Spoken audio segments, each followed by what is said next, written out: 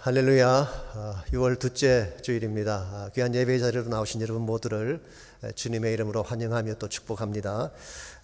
오늘 또 거룩한 주님의 임재 앞에 전심을 다해 예배할 수 있기를 바랍니다.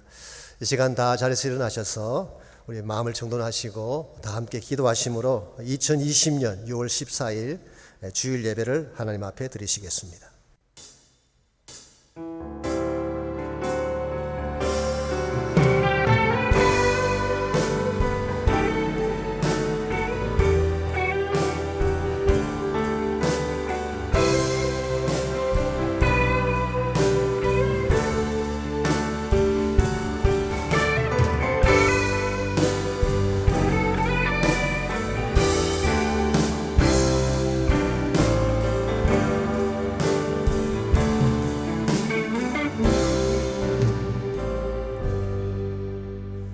주의 집에 사는 자들은 복이 있나니 그들이 항상 주를 찬송하리이다. 주께 힘을 얻고 그 마음에 시온에 데려가 있는 자는 복이 있나이다. 그들이 눈물 골짜기로 지나갈 때에 그곳에 많은 샘이 있을 것이며 이런 비가 복을 채워주시나이다. 여호와 하나님은 해요 방패시라. 여호와께서 은혜와 영화를 주시며 정직하게 가는 자에게 좋은 것을 아끼지 아니하실 것이미로다. 만군의 여호와여, 주께 의지하는 자는 복이 있나이다. 아멘.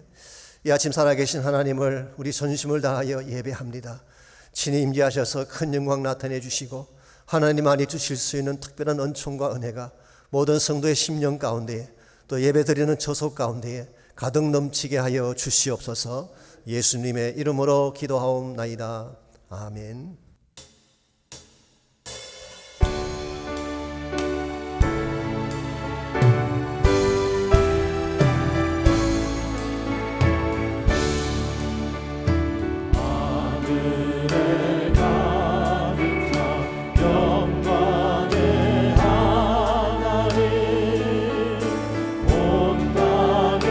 충만한 존귀하신 하나님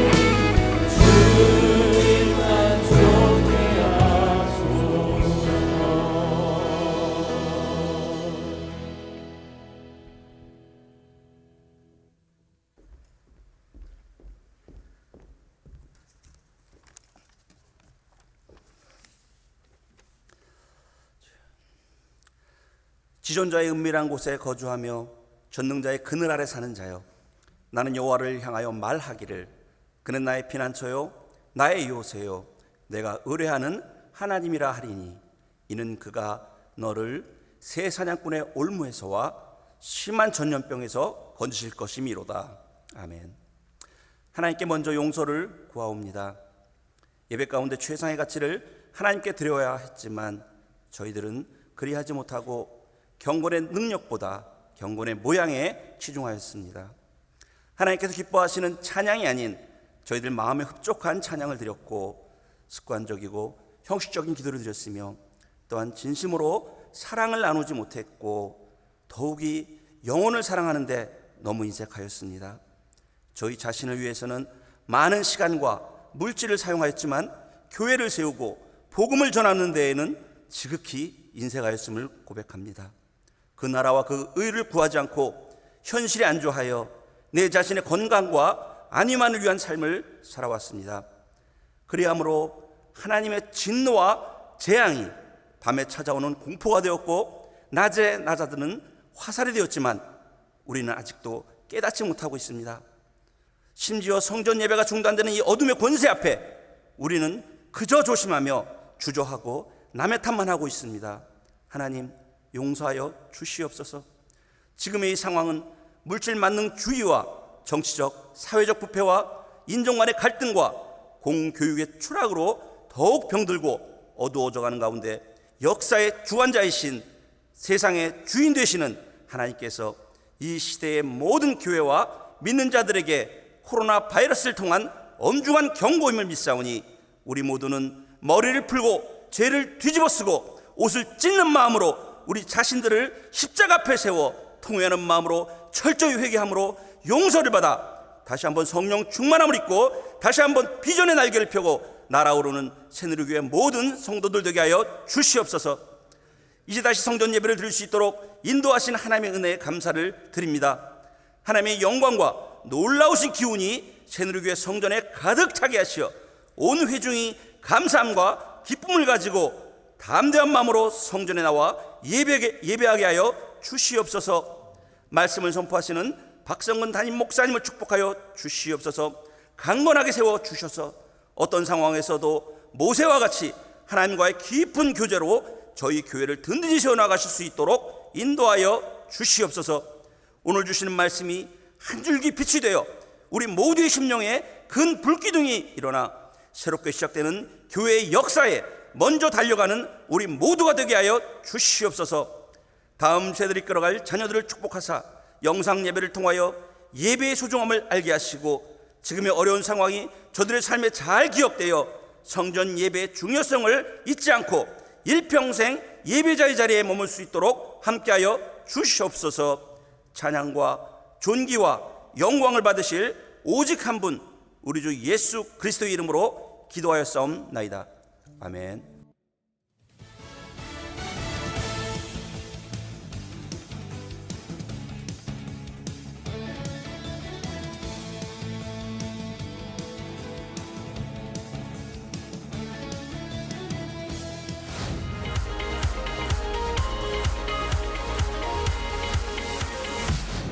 지난 주일에 말할 수 없는 은혜와 감격의 현장 예배를 드렸습니다. 계속해서 1부, 2부, 4부를 본당에서 주일 현장 예배로 드립니다. 3부 예배도 조만간에 오픈할 예정입니다. 교회적으로 안전한 주일 현장 예배가 되도록 철저한 방역을 통해 만전을 기하고 있습니다. 염려하지 마시고 감동의 주일 현장 예배에 참석하시기 바랍니다.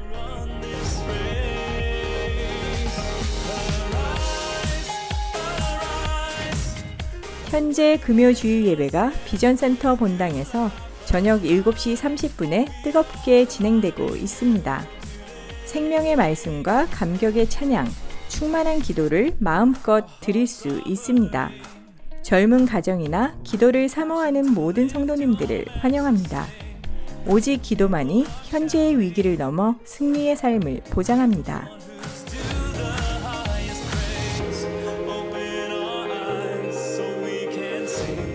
대통령 자원봉사상 신청을 오는 6월 24일까지 받습니다. 신청 대상은 본교회에 등록한 9학년부터 12학년 학생으로 학업에 열심을 다하고 지역사회를 위해 봉사한 학생입니다. 봉사기간은 2019년 6월 1일부터 2020년 5월 31일까지이며 신청서는 교회 사무실 및 본당 안내석에 비치되어 있습니다. 해당되는 성도님들의 많은 신청을 부탁드립니다.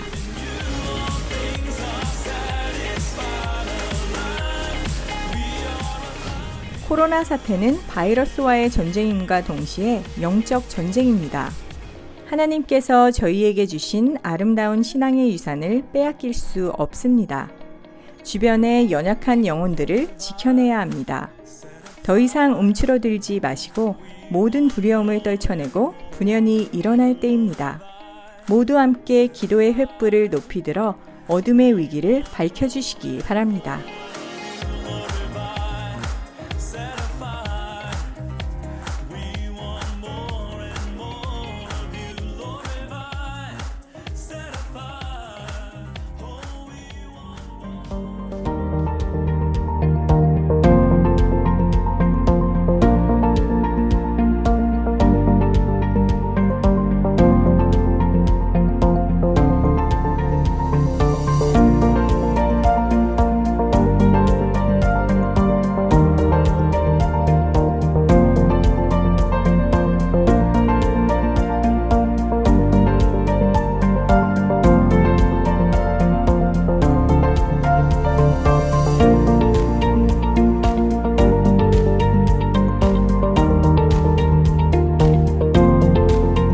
주님 안에서 행복한 한 주 보내시길 바랍니다. 오늘 귀한 예배 함께 하신 여러분 모두를 다시 한번 주님의 이름으로 환영합니다. 광고에서 보신 것처럼 지난주일부터 처음으로 현장 예배가 다시 시작이 됐습니다. 비록 제한된 숫자밖에 모이지 못했지만 그래도 만나니까 참 반갑기도 하고 힘도 나는 그런 시간이었습니다. 여러분께서도 가능하신 분들은 나오셔서 같이 예배하시고 또 현장 예배를 통해서 누리는 그 축복이 또 다릅니다. 그래서 나오셔서 같이 예배도 드리고 좀 멀리 떨어져 있긴 하지만 교제도 같이 하시고 얼굴도 대면하고 돌아가시면 좋겠습니다.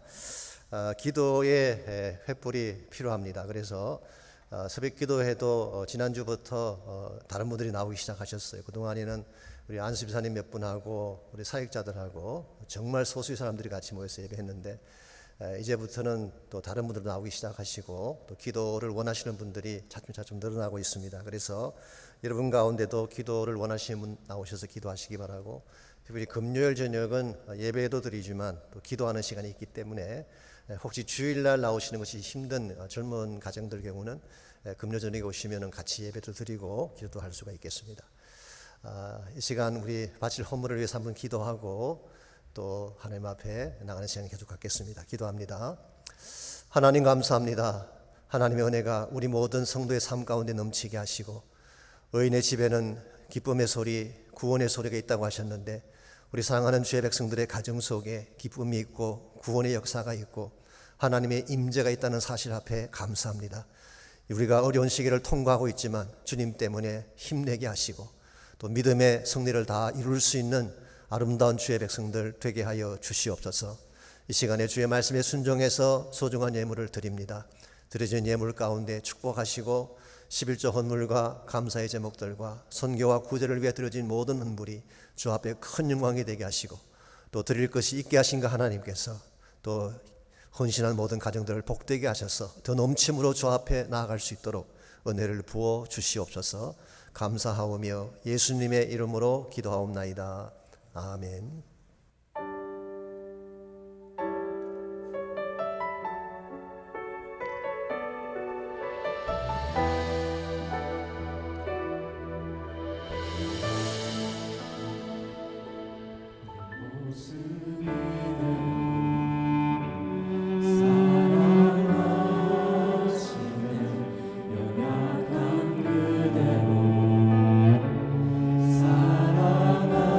사랑하시는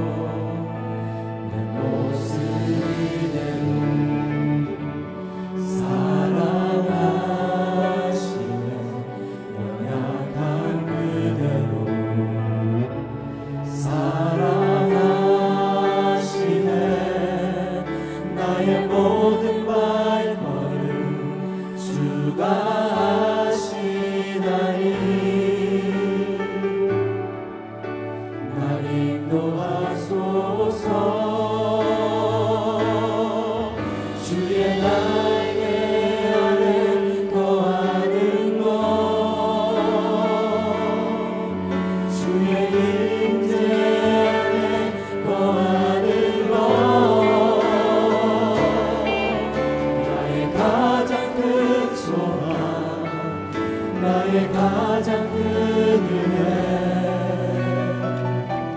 주와 함께 동행하는 길 주의 날개 아래 거하는 것 주의 임재 안에 거하는 것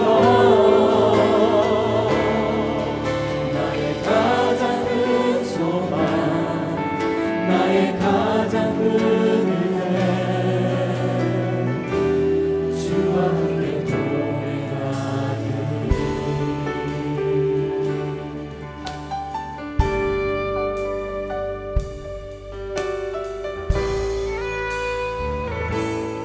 옷을 내고 사랑하시네 연약한 그대로 사랑하시네 나의 모든 발걸음 주가 하시나니 나를 인도하소서 주의 날개 아래 거하는 것 주의 임재 안에 거하는 것 나의 가장 큰 소망 나의 가장 큰 은혜 주와 함께 동행하는 주의 날개 아래 거하는 것 주의 임재 안에 거하는 것 나의 가장 큰 소망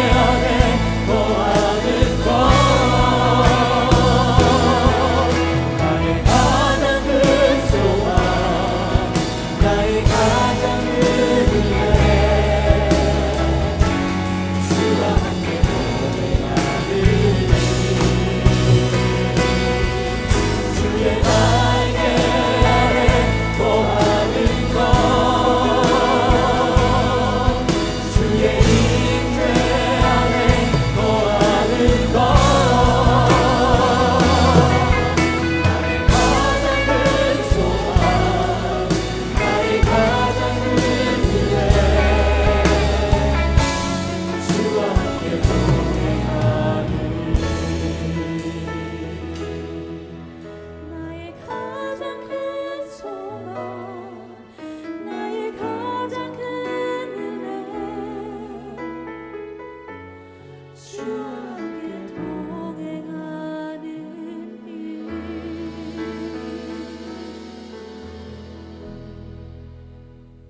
당당하게 살자. 고린도후서 5장 1절로 10절까지 말씀입니다. 만일 땅에 있는 우리의 장막집이 무너지면 하나님께서 지으신 집, 곧 손으로 지은 것이 아니요 하늘에 있는 영원한 집이 우리에게 있는 줄 아느니라. 참으로 우리가 여기 있어 탄식하며 하늘로부터 오는 우리 처소로 덧입기를 간절히 사모하노라. 이렇게 입음은 우리가 벗은 자들로 발견되지 않으려 함이라. 참으로 이 장막에 있는 우리가 짐진 것 같이 탄식하는 것은 벗고자 함이 아니요 오히려 덧입고자 함이니 죽을 것이 생명의 삼킨 바 되게 하려 함이라. 곧 이것을 우리에게 이루게 하시고 보증으로 성령을 우리에게 주신 이는 하나님이시니라. 그러므로 우리가 항상 담대하여 몸으로 있을 때에는 주와 따로 있는 줄을 아노니 이는 우리가 믿음으로 행하고 보는 것으로 행하지 아니함이로라. 우리가 담대하여 원하는 바는 차라리 몸을 떠나 주와 함께 있는 그것이라. 그런즉 우리는 몸으로 있든지 떠나든지 주를 기쁘시게 하는 자가 되기를 힘쓰노라. 이는 우리가 다 반드시 그리스도의 심판대 앞에 나타나게 되어 각각 선악간에 그 몸으로 행한 것을 따라 받으려 함이라. 아멘. 19세기 영국의 최대 갑부는 네이선 마이어 노스차일드라고 하는 사람입니다. 원래 노스차일드 가문은 독일의 프랑크푸르트에서 뱅킹 비즈니스로 엄청난 부를 축적했던 유태인 가족이죠. 그런데 그의 셋째 아들인 네이선이 영국으로 건너와서 엄청난 부를 축적하고 영국 런던의 은행 대다수를 컨트롤할 정도였다니까 얼마나 그 부가 대단했겠습니까?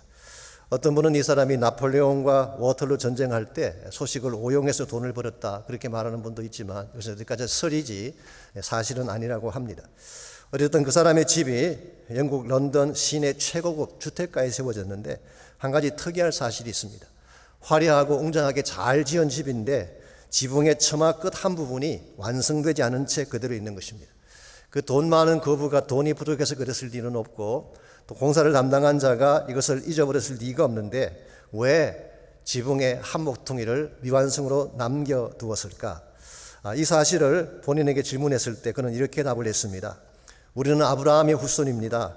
우리 조상 아브라함은 평생 순례자로 살았습니다. 그러므로 우리도 이 땅을 사는 동안에 순례자로 살아야 함을 기억하기 위해서 이 땅이 우리의 영원한 본향이 아니라 정말 가야 될 우리의 본향이 있다는 사실을 잊어버리지 않기 위해서 집을 미완성으로 남겨두었다는 설명이었습니다.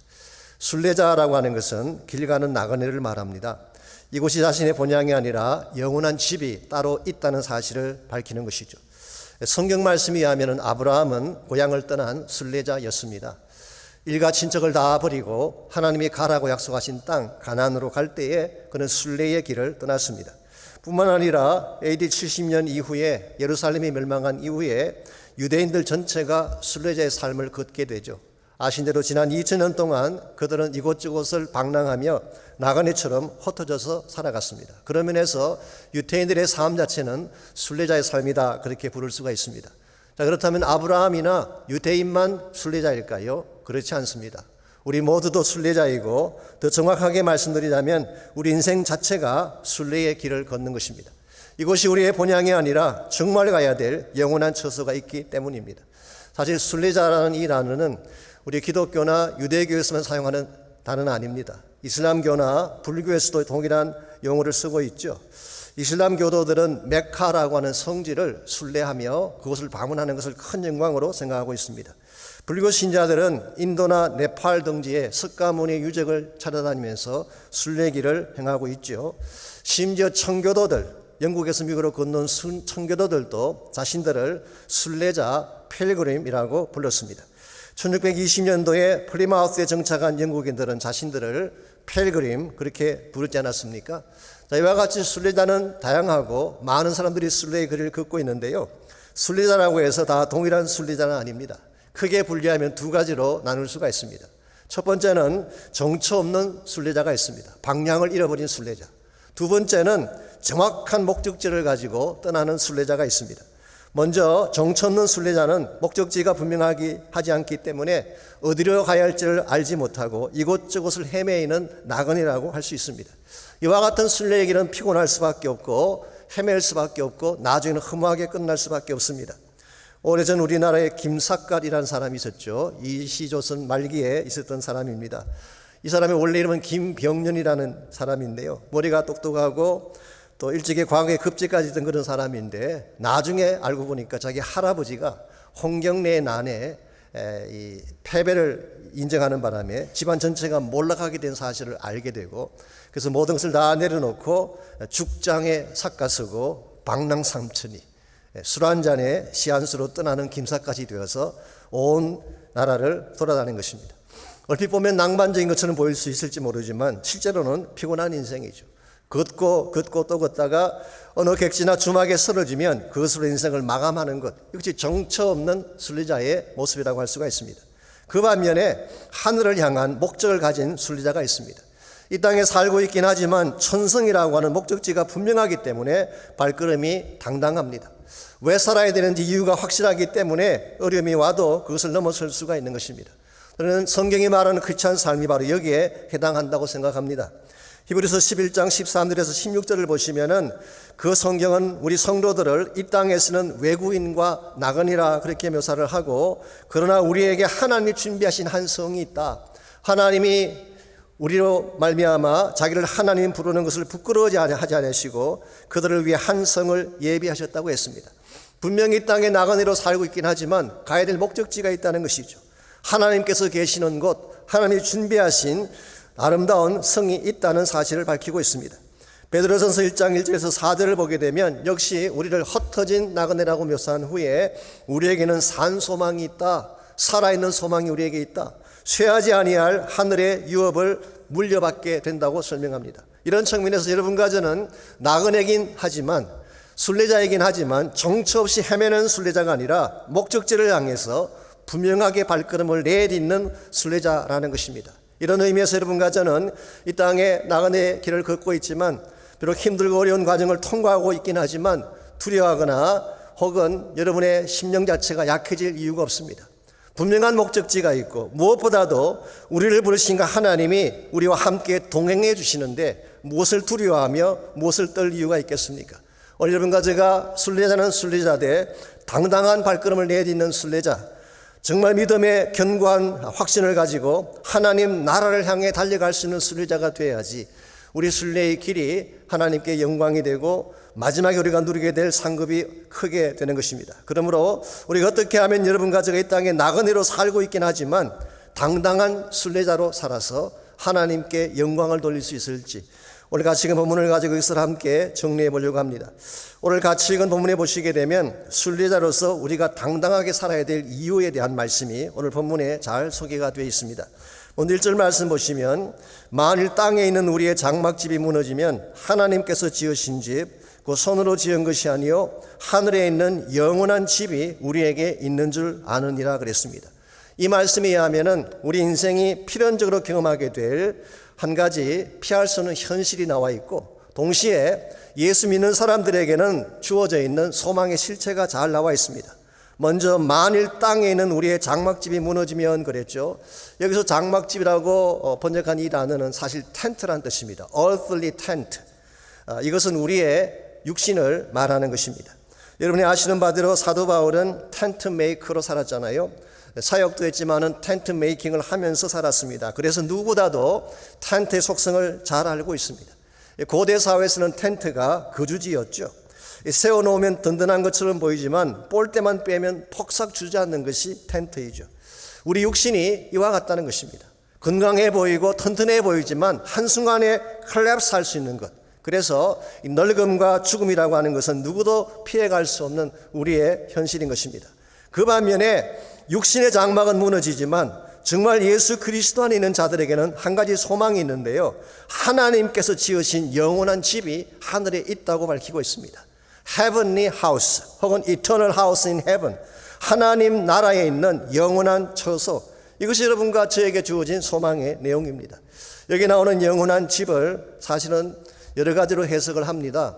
어떤 분들은 이것을 부활할 몸이다 그렇게 해석하는 분도 계세요. 우리 본문 전체의 문맥을 보게 되면 부활의 몸에 대한 설명이 나오기 때문에 아마 그렇게 해석하는 것 같습니다. 또 어떤 분은 성도들의 모임 혹은 성령의 전, 우리 고린도서 3장 16절에 나오는 것처럼 이 성령의 전인 성도들의 모임을 지칭하는 것이 아닌가 그렇게 설명하기도 합니다. 그러나 대다수의 성경학자들은 요한복음 14장 22절에서 예수님께서 말씀하신 그 처소, 하늘에 있는 처소, 내 아버지 집에 갈 곳이 많다, 내가 처소를 예배하러 간다, 그때 나오는 그 처소를 오늘 본문에 나오는 영원한 하늘의 집으로 해석하는 분들이 대다수입니다. 저는 이 말씀에 동의를 하고 싶습니다. 물론 육체가 부활하는 것도 우리가 입게 될 몸이라고 비유할 수 있겠지만 오늘 본문에서 바울의 진짜 초점은 우리의 옛 육신과 새 육신에 대한 비교에 초점이 있는 것이 아니라 무너질 집과 영원한 처소에 대한 대비가 오늘 본문의 핵심이기 때문에 오늘 본문에 나오는 영원한 집은 큰 의미에서 우리 모두가 가야 될 하나님의 집, 천성 혹은 dwelling place, heavenly abode 그렇게 번역할 수 있는 단어입니다. 우리가 있게 될 부활의 몸에 대해서는 2절에서 4절까지가 다루고 있습니다. 우리가 천국에 가려면은 부활의 몸을 입어야 되는데 부활의 몸은 이렇게 설명합니다. 2절 참으로 우리가 여기에서 탄식하며 하늘로부터 오는 우리 처소로 덧입기를 사모한다. 하늘에 있는 집은 하나님께서 계신 처소를 말한다면 하늘로부터 내려오는 우리 처소, 이것은 오늘 본문의 문맥상 부활의 영광된 몸을 말한다고 보는 것이 옳습니다. 이걸 잊지 아니하면 3절 말씀이 하면은 벗은 자로 발견된다 그렇게 말하고 있어요. 여기서 영적으로 벗었다고 하는 것은 우리의 모든 실체가 그대로 다 드러나는 것을 말하는 것입니다. 우리의 죄악이나 허물이나 더러운 수치스러운 모든 것이 다 드러나는 것이 네이키드한 상태이죠. 불신자들이 경험하게 될 영적 현실이 여기 있습니다. 무엇으로도 그들을 덮어줄 것이 없기 때문에, 무엇으로도 가릴 것이 없기 때문에 부활의 영광된 몸을 입지 아니한 그들은 네이키드하다, 벗은 자다 그렇게 말할 수 있어요. 그런데 여러분과 저는 다릅니다. 예수님의 보혈로 말미암아 의의 옷을 입었기 때문에 우리는 벗은 자로 발견되지 않습니다. 뿐만 아니라 예수님께서 부활하신 것처럼 우리 모두로 영광된 몸을 다시 입기 때문에 우리는 벗은 자가 아니라 영화로운 부활의 몸을 입은 자가 되는 것입니다. 여기서 멈추지 않고 4절 말씀이 하면은 그 부활의 몸을 입게 되면 죽을 것이 생명에 삼킨 바 된다 그랬어요. 쉽게 표현하면 부활의 몸을 입고 난 이후에 우리는 영원히 죽지 아니하고 생명을 가진 가운데에 영생의 축복을 누리게 된다 그런 의미예요. 이것은 오늘 성경이 말씀하고 있는 우리 모두가 소유한 소망입니다.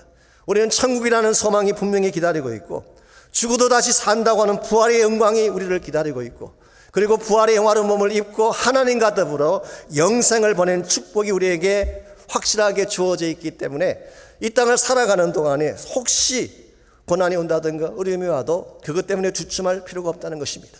더 높은 차원의 영광이, 더 영원한 영광이 여러분과 저를 기다리고 있기 때문에, 그렇기 때문에 6절 말씀 보시면은 바울은 다음과 같이 선포하고 있습니다. 그러므로 우리가 항상 담대하여 몸으로 있을 때에는 주와 따로 있는 줄을 안다. 이 몸으로 있을 때는 주와 따로 있는다, 이 말은 이 육신을 입고 있는 동안에는 주님과 같이 있지 않기 때문에 육신을 가지고 사는 상태란 뜻입니다. 이번 우리가 육체를 입고 이 땅에 사는 동안에도 우리가 항상 담대하다. 영어 성경 보시면은 We are always confident. ESV는 그렇게 번역했습니다. We are always of good courage. 아주 상당한 차원의 용기를 가지고 확신에 차서 살아가게 된다. 그렇게 선포한 것입니다. 사실 사도 바울이 숱한 시련에도 불구하고 끝까지 복음 사명을 감당했던 원인이 여기 있습니다. 바울은 아무리 핍박이 찾아와도 한 번도 쫀 적이 없어요. 그것 때문에 뒤로 물러선 적이 없습니다. 왜냐하면 그에게는 목적지가 분명하고 하나님께서 그에게 약속하신 소망의 실체가 뚜렷하기 때문에 그는 떠내려가지 않았어요. 세상과 타협하지 않았어요. 복음을 위해서 당당하게 끝까지 달려간 것입니다. 저는 우리 모두에게도 이와 같은 당당함이 필요하다고 생각합니다.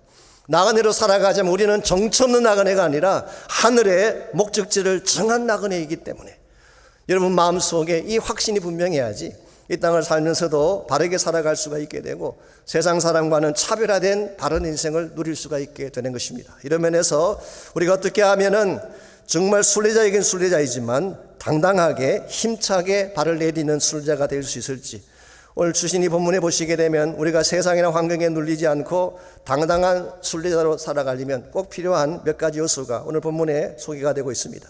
첫 번째로 우리가 당당한 순례자로 살아가려면 성령의 보정을 누려야 됩니다. 성령의 보정하심을 누려야 됩니다.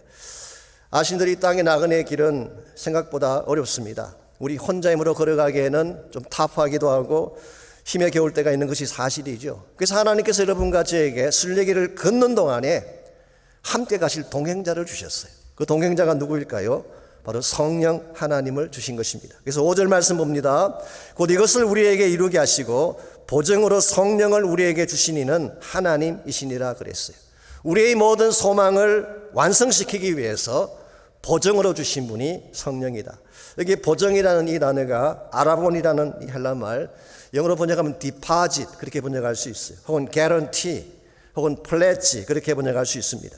아직 다 주어지진 않았지만 장차 주어질 모든 축복을 개런티해주는 보증이다, 그런 뜻이. 여러분, 성령의 역할이 그런 것입니다. 실제로 성경을 보시게 되면 성령님이 여러분과 저에게 보증해 주시는 것이 많이 나와요. 우리가 이 사실을 바로 알고 성령의 보증해 주시는 것들을 누려야지 이 땅을 사는 동안에 힘있게 당당하게 살 수가 있는 것입니다. 제가 몇 가지만 소개해 드리자면, 첫 번째로 성령님은 구원의 보증이 되십니다. 로마서 8장 16절에 보시면 성령이 친히 우리가 하나님의 자녀인 것을 증거하신다 그랬어요. 내가 거듭난 사실, 내가 구원받았다는 사실을 컨펌해 주는 것이 뭐라는 것입니까? 성령께서 하시는 거예요. 우리는 가끔 우리의 감정을 가지고 컨펌하려고 할 때가 있죠. 이 감정도 필요하게 되면 감정은 왔다 갔다 하는 것입니다. 그게 우리의 구원을 확정시켜 줄 수는 없어요. 어떤 분들은 교리를 가지고 설명하지만 교리도 필요하긴 하지만 교리 자체가 우리를 거듭나게 하는 건 아닙니다. 우리를 거듭나게 해서 참 하나님의 자녀가 된 것을 확정시켜 주시는 분은 성령께서 하시는 거예요. 에베소서 4장 30절에 보게 되면 성령님이 구원의 날까지 우리를 인치셨다고 했어요. 인친다는 말은 씨란다, 도장을 찍는다 그 말이에요. 너는 내 것이다, 누구도 빼앗아갈 수 없어. 이걸 확정해 주신 분이 성령님이십니다. 두 번째로 성령님은 우리 기업의 보증이 되신다고 에베소서 1장 14절에 기록하고 있습니다. 우리가 받을 inheritance, 이건 천국의 축복을 말하는 것입니다. 천국에서 누릴 혜택과 축복이 엄청나잖아요. 그런데 성령님이 이것을 미리 우리에게 누리게 하시고 궁극적으로 이 모든 inheritance가 우리의 소유가 될 수 있도록 보증해 주시는 것, 이게 놀라운 성령의 보증입니다. 세 번째로 성경 말씀이 하면은 성령님은 중보자가 되신다 그렇게 말하고 있습니다. 로마서 8장 26절을 보시면 우리가 연약할 때 성령이 탄식하심으로 우리를 위해 친히 간구하신다고 했죠. 우리가 사실 기도할 때에 우리 힘만으로 기도할 수 없어요. 우리가 영쓰고 애쓴다고 기도가 되는 것이 아니라 성령께서 함께 하셔야지 바른 기도가 터져나오는 것입니다. 성령이 우리가 기도할 때 기도할 바를 알게 해주세요. 기도가 터져나오게 하십니다. 기도하는 중에 하나님의 음성을 듣게 하는 것입니다. 여러분이 기도하다 보면 깨달음이 올 때가 있잖아요. 아하 하고 깨달을 때가 옵니다. 이거구나라고 알게 될 때가 없죠. 그 성령께서 하시는 거예요. 그러므로 성령과 함께하는 기도가 바른 기도이지 성령 없이 하는 기도는 중언부언입니다. 같은 말을 반복하는 것이 중언부언이 아니라 성령과 상관없이 하는 기도가 중언부언이에요. 네 번째로 성령님은 보혜사가 되신다. 우리의 위로자가 되시고 격려자가 되시고 우리가 다운되었을 때 우리를 일으켜 세워주시는 보혜사. 이 성령님이 여러분과 저와 이 나그네 여정이 끝날 때까지 동행해 주시는 사실을 성경이 말하고 있습니다. 우리가 순례자로 살아가지만 이 성령님이 나와 함께 간다는 사실을 확정하고 이 성령 안에서 누릴 수 있는 모든 보정된 것들을 누려야지 여러분은 노래하는 순례자로 기뻐하며 살아갈 수가 있는 것입니다. 세상이 우리를 매몰차게 대하고 이민의 삶이 우리를 서럽게 만들어도 기죽지 않을 수 있는 이유, 환경이 나를 어게인스트하고 사람들이 나를 어게인스트해도 기죽지 않고 살 수 있는 이유, 그것은 바로 우리 안에 계신 성령 때문이에요. 그러므로 여러분이 정말 담대하게 살기를 원하고 기쁘게 살기를 정말 원한다면 우리 안에 이미 오셔서 우리의 모든 축복을 보증해 주시는 성령님을 만나시고 성령 안에서 새 삶을 살아가시기를 바랍니다. 미국의 경제대공황이 왔을 때에 뉴욕에 살고 있던 뉴욕 125번가에 살고 있던 데일 카네기라고 하는 사람이 있었어요. 이분은 강철왕 앤드류 카네기가 아닙니다. 어떤 분들은 그저 혼돈하셔가지고 뭐 앤드류 카네기가 대공황 때 뭐 했다 그렇게 말씀하시는데 그거는 잘못된 것입니다. 앤드류 카네기는 1919년에 돌아가신 분이기 때문에 대공황 때 안 계셨어요. 그래서 데일 카네기입니다. 이 데일 카네기가 사업에 손을 댔다가 이 경제공황을 맞으면서 큰 절망에 빠지고 됐어요. 이분은 다시 살 길이 없다고 생각을 하고 허드슨가의 강에 몸을 던지기 위해서 다리 위를 걸어가고 있었습니다. 그때 뒤에서 누군가가 부르는 소리가 들렸어요. 돌아보니까 두 다리가 잘린 한 남자가 바퀴가 달린 판자 위에 몸을 싣고 카네기에게 다가와서 이렇게 말하는 것입니다. 연필 한 자루만 팔아주십시오. 그때 카네기는 귀찮기도 하고 빨리 이것을 벗어나고 싶어서 1달러짜리 지폐 한 장을 던져주고 계속 앞으로 가려고 합니다. 그런데 그 남자가 그를 불러 세웠어요. 선생님, 돈을 주셨으면 연필을 받아가셔야죠. 연필을 가져가라는 것입니다. 나는 필요 없다고 이야기해도 계속 따라오면서 연필을 가져가라. 연필을 가져가지 않을 것이면 다시 1달러도 가져가십시오. 그래서 이 카네기가 이 사람이 누군가에서 돌이켜서 얼굴을 보는 순간 그는 깜짝 놀랐어요. 강바람이 세차게 불고 어두컴컴하긴 했지만 그 남자 얼굴에는 환한 미소가 넘치고 있었어요. 이 삶의 열정이 느껴졌습니다. 그때 자신도 모르게 물은 질문이 이것입니다. 당신은 두 다리를 잃고도 어떻게 그렇게 밝고 행복한 얼굴을 할 수가 있습니까? 그때 남자가 웃음이 가득한 얼굴로 답을 했습니다. 저에게는 내일이라는 희망이 있거든요. 내 안에 살아계신 주님이 나의 꿈이고 희망이기 때문에 저는 어떤 경우에도 절망하지 않고 이렇게 환하게 웃는답니다. 그때 이 카네기가 쇠망치로 머리를 얻어맞은 것처럼 정신이 번쩍 들었다고 합니다. 왜 저 사람에게 있는 소망의 빛이 나에게는 없단 말인가? 마음의 빛이 어떤 역경도 이기는 힘이라는 사실을 내가 왜 몰랐을까? 그래서 카네기는 그 사람 손에 있는 연필을 모두 사가지고 자기 사무실로 돌아왔고 그때부터 새로운 마음으로 삶을 다시 시작을 했습니다. 이것을 경험한 후에 데일 카네기가 사업을 접고 YMCA에서 강연을 하기 시작했어요. 여기서 비롯된 유명한 것이 카네기 코스라고 하는 강연입니다. 이 코스는 미국뿐만 아니라 영국, 프랑스, 독일에까지 선풍을 일으키고요. 현재 전 세계 85개국에 카네기 연구소가 설립이 됐습니다. 한국에 있을까요, 없을까요? 당연히 있습니다. 한국에도 세워졌고 일랜드의 박성수 회장을 비롯해서 10만 명 이상이 수료했어요. 크라이슬러의 CEO였던 아야코카 전 회장도 이 카네기 코스 수료자입니다.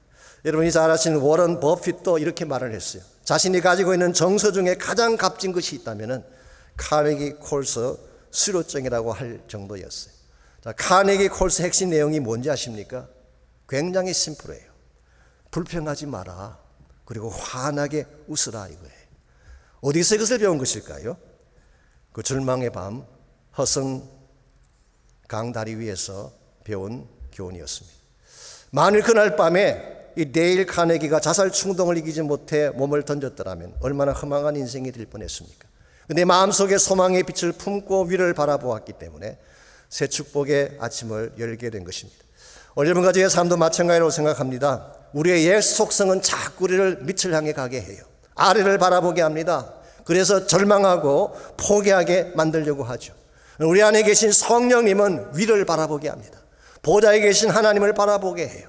어떠한 절망이 나를 찾아와도 절망에 묶이지 아니하고 비전의 빛을 바라보게 하기 때문에 성령을 의지하는 사람은 다시 일어날 수가 있는 것입니다. 그러므로 저는 여러분 한 분 한 분이 정말 나를 향하여 위를 향해 나아가게 만드는 하나님의 보좌를 향해 날마다 나아가게 만드는 성령의 능력을 꼭 붙잡고 기도하시기를 바랍니다. 그럼 그 기도의 능력이 그 성령의 역사가 여러분의 삶을 새롭게 만드시고 새 축복으로 이끄실 것입니다. 두 번째로 우리가 당당한 순례자로 살아가려면 믿음의 행로를 택해야 됩니다. 믿음의 행로. 6절과 7절을 계속 보시면 그러므로 우리가 담대하여 몸으로 있을 때에는 주와 따로 있는 줄을 아노니 이는 우리가 믿음으로 행하고 보는 것으로 행하지 아니함이라고 했어요. 믿음으로 행하고 보는 것으로 하지 않는다. 영어 성경 보시면 We live by faith, not by sight. 이 사이트를 통해서 사는 자가 아니라 faith를 통해서 사는 자다. 그렇게 번역하고 있어요. 이 말씀이 하면은 여러분과 제가 인생 행로에서 택할 수 있는 길이 두 가지가 있습니다. 첫 번째는 눈에 보이는 대로 사는 길이 있어요. 눈에 보이는 현실만 바라보고 눈에 보이는 사건만 바라보고 사는 삶의 패턴이 있죠. 근데 여러분이 이와 같이 살게 되면 어떤 결과가 주어질까요? 실망할 수밖에 없어요.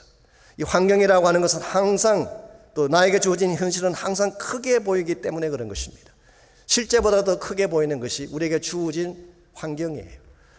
이 가데스 바네아에서 10명의 정탐꾼이 보였던 반응을 생각해 보십시오. 그들은 시도해보기도 전에 포기했어요. 전쟁도 시작하기 전에 패배를 선포하는 이유가 뭔지 아십니까? 눈에 보이는 대로만 보았기 때문에 그래요. 눈으로 보았더니 가나안 족속들이 크게 보인 것입니다. 창대한 성읍으로 보인 것입니다. 이와 같이 눈에 보는 대로만 사는 삶에는 절대로 기적이 일어날 수가 없습니다. 그 반면에 또 하나의 선택은 믿음으로 사는 것입니다. 믿음의 시각으로 보고 믿음으로 행하는 것이죠. 믿음으로 산다는 말의 뜻은 주어진 상황이나 현실을 보는 것이 아니라 그 너머에서 일하시는 하나님을 본다는 뜻이에요.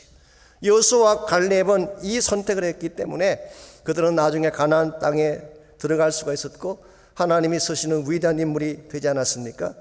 솔직히 말씀을 드렸어요. 주어진 현실만 보는 것은 불신자도 다 할 수 있어요. 어쩌면 우리보다 더 예리하게 볼지도 모르겠어요. 경제적 위기 그 사람들 못 볼까요? 코로나 팬데믹의 무서움 못 볼까요? 폭동으로 소외치는 미국의 현실 세상 사람들 다 보고 있어요. 그런데 만일 여러분과 제가 세상 사람들과 똑같이 육신적인 눈만으로 세상의 현실을 보고 그것 따라 결정한다면 크리스천이 가진 독특성이 뭐예요? 하나님 여러분과 저에게 주신 독특한 능력의 의미가 뭐냐는 것입니다. 크리스천 삶은요, 가장 어두울 때일수록 빛나야 되는 거예요. 불가능의 상황이 왔을 때일수록 크리스천 삶의 본질이 드러나야 되는 것입니다. 이게 천국 백성의 바른 모습이고 하나님을 향해 살아가는 인생의 정당한 모습이라고 생각합니다. 사실 교회 나오시는 분들 가운데에 예수님 믿김이 있는데 어정쩡하게 믿는 분들이 많이 계세요. 여기 같이 어정쩡한 신앙생활을 비트위너라고 부릅니다. 이건 저의 말이 아니고 워렌 윌스비라고 하는 유명한 미국의 설교자가 있었죠. B 시리즈로 유명한 설교자인데요. 이분이 그런 말씀하셨어요. 오늘 하나님의 사람들 중 상당수가 비트위너다. Many of God's people are betweeners. between 뭐 사이에 끼었다 그런 뜻이잖아요. 뭐 사이에 끼어 사는 사람, 중간에 낀 사람, 어중간한 사람, 이중적인 사람 그런 뜻입니다. 예를 들면 예수님의 십자가는 믿는데 부활의 능력은 안 믿는 분이 계세요. 구원의 확신은 가지고 있는데 구원의 삶은 실천하지 않는 분들이 많이 계세요. 기도에 관해서 많은 이야기를 하는데 실제 기도의 능력은 믿지 않는 사람들이 다 betweeners, 어정쩡한 중간에 낀 사람입니다. 우리 가운데는 betweeners가 없을까요? 저는 있다고 생각합니다. 초대교회에도 그런 사람들이 있었어요. 사도행전 12장에 보시게 되면 헤롯 아그리파 1세죠. 헤롯 아프리카 1세가 그 교회를 박해하기 시작했습니다. 야고보를 잡아서 순교를 시키죠. 그랬더니 유대인들이 좋아하는 것을 보고 이번엔 베드로를 잡아다가 감옥에 집어넣습니다. 초대교회로서는 절대절명의 위기라고 할 수가 있습니다. 그때의 교회가 뭘 했나요? 성경 말씀 보게 되면 기도했습니다. 그것도 그냥 기도한 것이 아니라 간절히 기도했어요. 자, 잘한 것인가요? 못한 것인가요? 잘한 것입니다. 간절히 기도한 것은 잘한 거예요. 그런데 이렇게 간절히 기도했을 때 하나님이 진짜 기도에 응답하셔서 베드로를 감옥에서 끄집어 내어 주셨어요. 감옥에서 나온 베드로가 너무 기쁜 마음으로 그들이 기도하는 장소로 가서 문을 두드렸을 때에 문 앞에 나왔던 계집종이 베드로를 보고 너무 기뻐서 베드로가 왔습니다 라고 보고를 합니다. 그때 기도하고 있던 그 사람들이 어떤 반응을 보였나요? You crazy? 미쳤구나. You are out of mind. 어떤 성경은 그렇게 번역했어. 당신 정신이 나간 거 아니냐? 우리가 기도한다고 하지만 설마 기도한다고 감옥에 갇힌 베드로가 오겠니? 정신 차려야. 그런 반응을 보였어요. 여러분 어떻게 생각하십니까? 이게 초대교회에 일어났던 반응이에요. 가장 순수한 믿음을 가졌다는 초대교회에서도 이런 반응이 일어났어요. 그렇다면 오늘 여러분과 저의 삶 가운데 이와 같은 자세가 있을까요? 없을까요? 분명히 있다고 생각합니다. 하나님을 믿기는 믿는데 진짜 어려운 상황이 찾아오면 하나님 안 믿어요. 나를 믿습니다. 나의 이성을 신뢰하는 것입니다. 이와 같이 하나님을 믿지 아니하고 나 중심적인 확신을 가지고 살아가는 한은 절대로 세상을 이길 수가 없어요. 그러므로 여러분과 제가 정말 하나님 백성답게 이 땅에 나그네로 살아가긴 하지만 당당한 순리자로 살아가기를 원한다면 기도의 자리로 나오시기 바랍니다. 믿음으로 승리하시기를 바랍니다. 어떠한 문제가 있더라도 믿음으로 선포하며 기도해 보세요. 기적이 반드시 일어납니다. 때를 따라 돕는 하나님의 은혜가 반드시 임하는 것입니다. 코로나 바이러스가 막강하다고 하지만 진짜 깨어서 기도하게 되면 코로나가 떠나지 않겠어요? 이 어려운 상황들이 풀리지 않겠습니까? 기도하지 아니하고 말만 하는 것은 아무 의미가 없어요. 그러므로 정말 여러분과 제가 순례자이긴 하지만 하나님이 기뻐하실 당당한 순례자가 되기를 원한다면 1차적으로는 성령님과 함께 가셔야 돼요. 성령의 보정을 날마다 누리셔야 돼요. 두 번째는 믿음으로 모든 것을 보고 믿음으로 기도하고 믿음으로 행할 수 있어야 됩니다. 여기서 한 걸음 더 나아가서 우리가 순례자로 당당하게 살려면 또 한 가지가 더 필요한데요. 그것은 삶의 분명한 관역을 정하는 것입니다. 분명한 삶의 관역을 설정하는 것. 이 8절과 9절을 보시면 사도 바울이 설정했던 삶의 관역이 나와 있습니다. 먼저 8절 제가 읽습니다. 우리가 담대하여 원하는 바는 차라리 몸을 떠나 주와 함께 있는 그것이다. 이 말씀에 의하면 바울의 진짜 마음의 소원은 빨리 죽는 거예요. 몸을 떠나 그 말은 죽는단 말이에요. 사도 바울이 진짜 마음에 갈망했던 것은 하루도 빨리 이 세상을 떠나서 주님과 함께 거하는 것, 주와 함께 사는 것이 그의 간절한 소망이었어요. 그런데 왜 바울이 죽지 않을까요? 사명이 있기 때문이에요.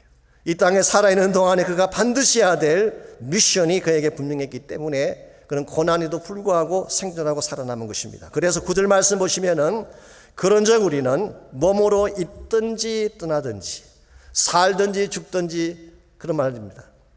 주를 기쁘시게 하는 자가 되기를 힘쓰노라. To please the Lord. 내가 살아있든지 이 세상을 떠나든지 우리의 최대 관심사는 뭐냐?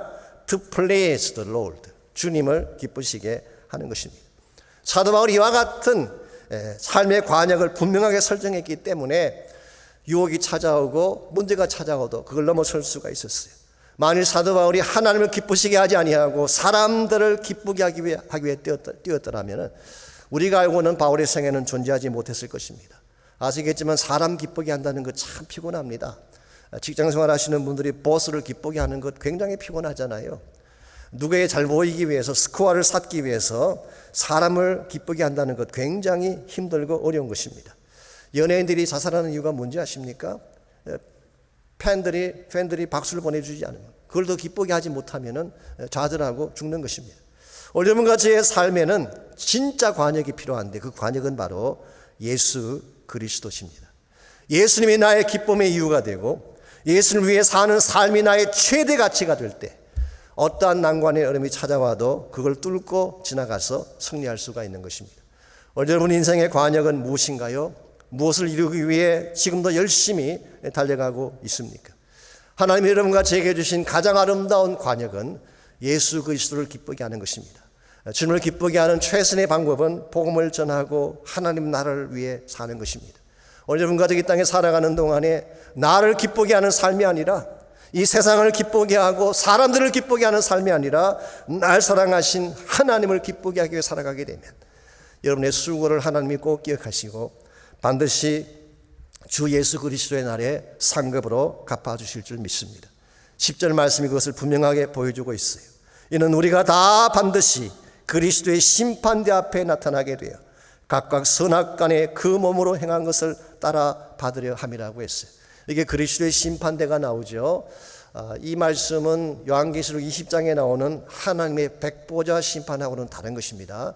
이 최후의 심판, 하나님의 백보자 심판이라고 하는 것은 모든 불신자들을 다 심판하고 유황 불모 속에 넣는 그 심판이죠. 오늘 본문에 나오는 그리스도의 심판은 사실은 우리 오늘 본문을 자세히 보면 아시겠지만 우리가 다 반드시 그랬어요. 여기서 말하는 we는 바울을 포함한 크리스찬들을 말하는 것입니다. 그래서 우리도 그리스도의 심판 앞에 쓴다는 거예요.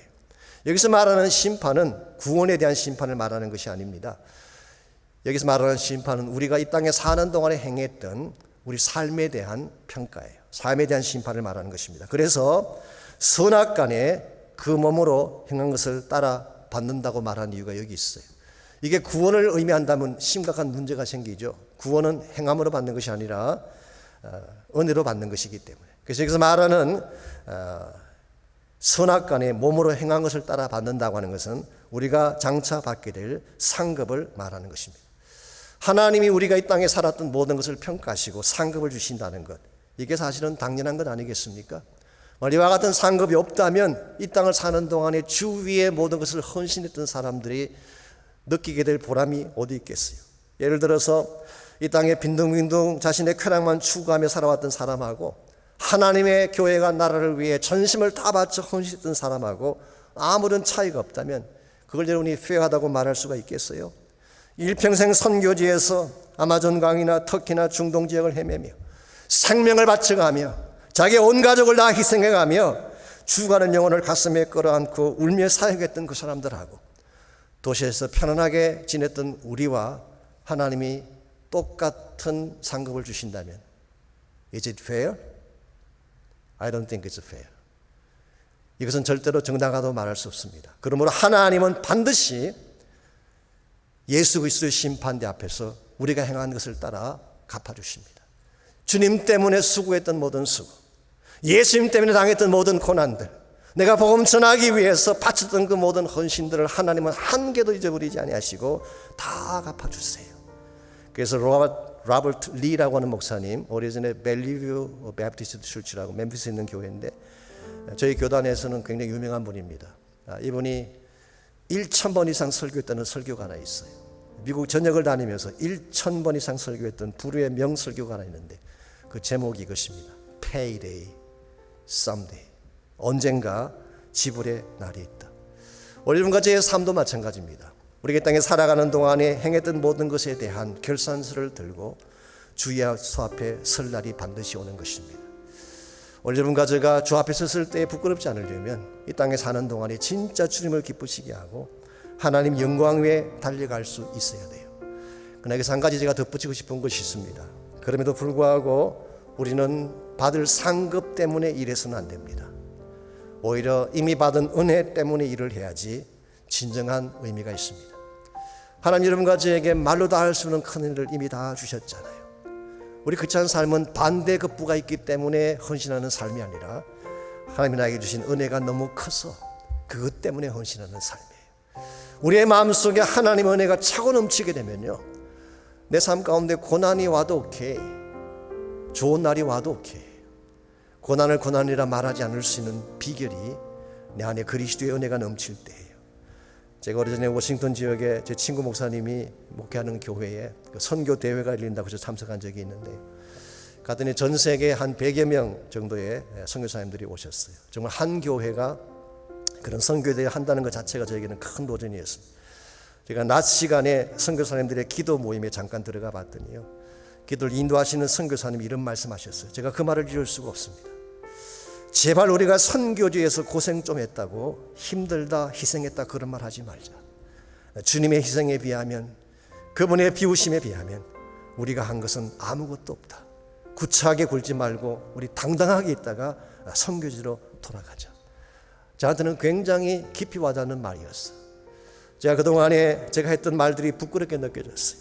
조금만 힘들면 힘들다고 하고, 약간 고난이 오면 힘들다고 아우성쳤던 나의 모습이 참 부끄럽게 느껴졌어요. 여러분과 제 삶 가운데 하나님이 안 주신 게 뭐가 있어요? 우리가 예수 믿고 손해본 것 혹시 있나요? 없습니다. 내가 이렇다고 생각하지만 그보다 훨씬 더 값진 것들을 하나님이 다 주셨기 때문에, 그러므로 우리는 사나 죽으나 이 주님 사랑 때문에, 이 은혜 때문에 주를 기쁘시게 하기 위해 달려가야지 하나님의 백성답고 당당한 순례자가 되는 것입니다. 우리 모두는 한 번밖에 살지 못하는 인생 살고 있죠. 그리고 우리 인생의 길은 나그네의 길입니다. 한마디로 순례자의 길이에요. 우리가 가는 길 힘듭니다. 우리가 광야길을 통과하는데, 정갈이 있고 가시가 있는 광야길을 통과하는데 어떻게 힘들지 않겠어요? 근데 한 가지 너무 감사한 것은 주님이 함께 가주세요. 주님이 보호자가 됐어요. 주님이 우리의 능력자가 되시는 것입니다. 그러므로 이번에 달려갈 인생길이 아무리 멀리 보이고 협착해 보이고 어려워 보이도 낙심하지 마십시오. 당당하게 달리시기 바랍니다. 찬양하며 노래하며 달리시기 바랍니다.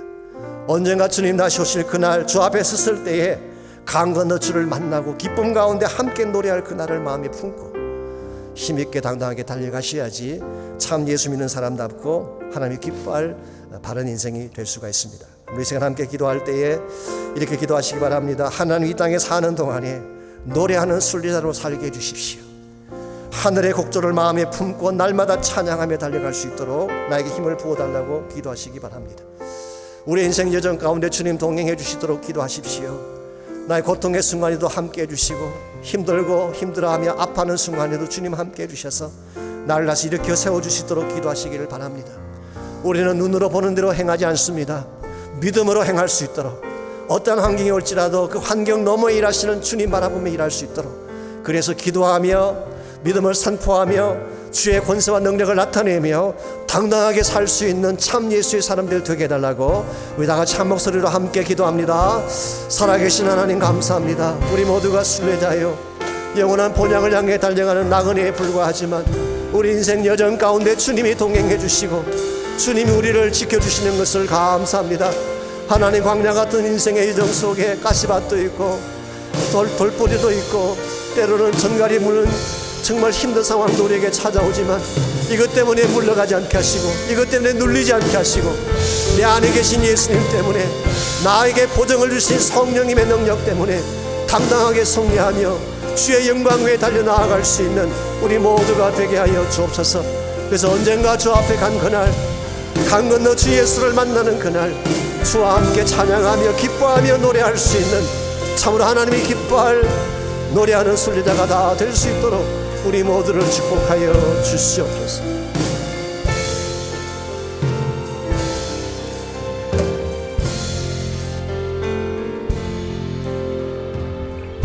하늘의 곡조 울리니 내 마음 기쁘도다.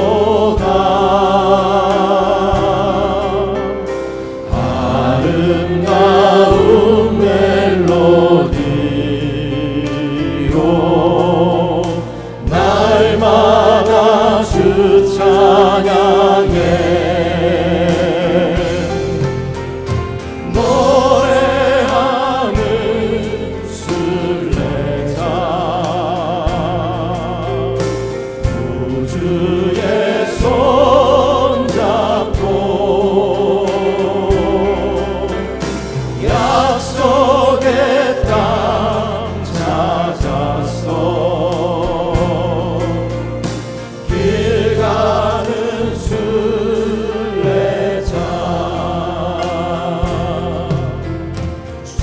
주께서 대짐 지시니 발걸음 가벼울까. 주님의 그 크신 은혜 날마다 찬양하리.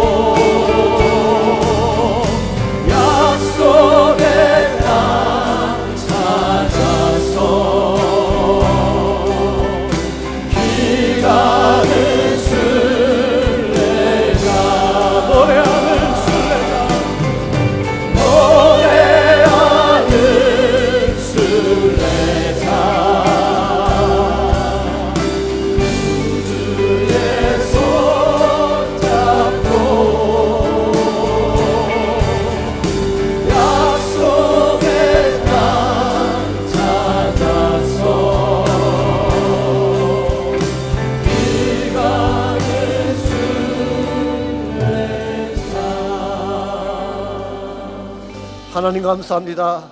이 놀라운 영광된 비전을 우리 가슴 속에 심어주신 것 감사합니다.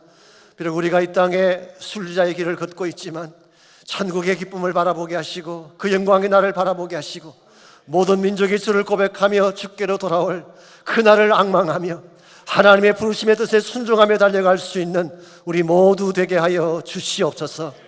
이제는 우리 구주 예수 그리스도의 은혜와 하나님 아버지의 무한하신 사랑과 성령님의 충만한 능력의 임재하심이 이 시간 주 앞에 예배하고 돌아가는 모든 사랑하는 주의 백성 한 분 한 분에게 그들의 가정과 삶의 터전과 자녀들과 자손들 위해 이제로부터 항상 함께하여 주시기를 다시 오실 우리 주님 예수님의 이름으로 간절히 축원하옵나이다.